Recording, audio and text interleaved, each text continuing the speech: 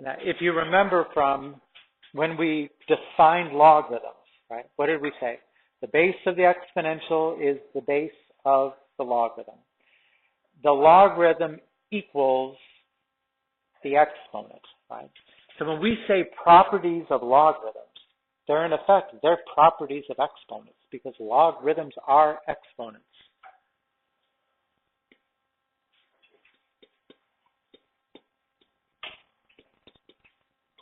So just to use the same letters that they've got going on here, right? If I have b to the m times b to the n, right, where it's the same base and they both raise to a power, how do I simplify using the properties of exponents? I add the exponents, right? That is b to the m plus n. Okay, that's what this property is doing. Yeah, sure.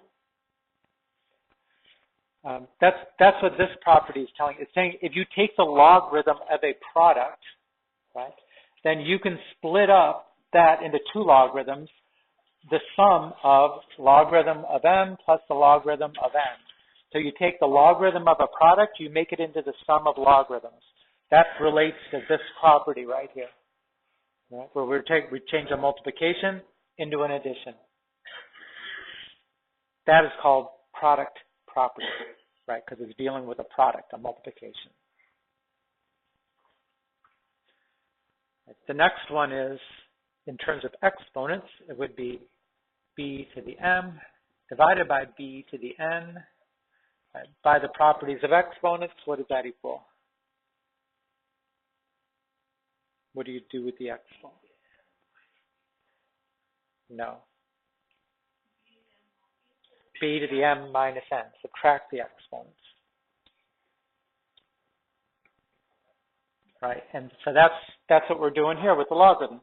The logarithm of a quotient equals the difference of the logarithms. The log of m over n equals log m minus log n. And that is called a quotient property. Right, and the last one relates to this. If I have, let's see, base is b